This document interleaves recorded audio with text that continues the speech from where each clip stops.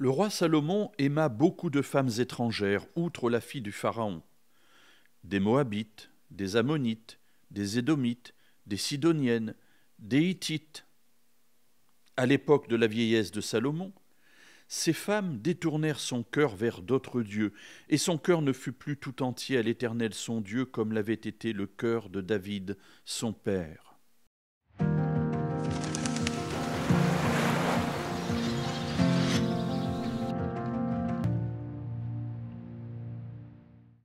On pense souvent que Dieu donne des lois pour qu'on obéisse. C'est-à-dire que Dieu est heureux quand il nous voit obéir. Et mes amis, nous ne sommes pas à l'armée. À l'armée, on vous dit, quelqu'un donne un ordre, vous obéissez. Lorsque Dieu donne des lois, c'est pour nous préserver. Ce sont des lois de vie. C'est-à-dire qu'il sait comment nous fonctionnons, et puisqu'il sait comment nous fonctionnons, il nous dit, bien écoute, suis ce que je te dis, et tu vivras. En revanche, si tu ne le suis pas, bien, tu seras toi-même malheureux. Voilà le sens de la loi de Dieu. Salomon en a fait l'amère expérience. Salomon est un grand roi qui a reçu de Dieu de multiples bénédictions. Et voilà qu'à un moment donné, il va se mettre à aimer beaucoup de femmes. Plusieurs problèmes. D'abord, il en aime plusieurs. Dieu avait demandé à chaque homme d'aimer sa femme et à chaque femme d'aimer son mari. C'est-à-dire un homme pour une femme pour un homme. Or, lui, il va en aimer beaucoup. Et ensuite, il aime beaucoup de femmes étrangères, c'est-à-dire qu'il va faire des alliances en épousant des princesses, des filles de rois, et ainsi contracter des alliances avec les peuples alentours, ce que Dieu avait interdit. Et on nous cite ici quelques nations, des Moabites, des Ammonites, des Édomites, des Sidoniennes, des Hittites, des peuplades qui ne connaissent pas Dieu, qui adorent des dieux étrangers.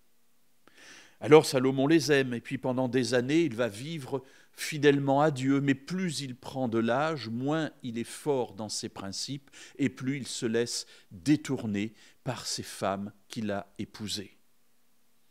Ainsi, on nous dit qu'à l'époque de sa vieillesse, eh bien, ces femmes détournèrent son cœur vers d'autres dieux, et son cœur ne fut plus tout entier à Dieu, comme l'avait été le cœur de David, son père. Cela nous montre aussi autre chose, c'est que lorsque nous commençons à glisser, c'est-à-dire à laisser de côté une parole que Dieu a adressée pour notre bien, souvent cela nous entraîne à laisser de côté d'autres paroles. On commence ici, Salomon, par se marier avec une femme étrangère, la fille du Pharaon, roi d'Égypte, quel honneur! Et puis après, on va en épouser d'autres, et plus on en épousera, plus on sera attiré par leur idolâtrie. Ainsi, le mieux, mes amis, c'est de marcher fidèlement avec Dieu. Et ainsi, peu à peu, se développera en moi une capacité de voir les pièges que l'ennemi tend devant moi et me permettra ainsi de pouvoir les éviter.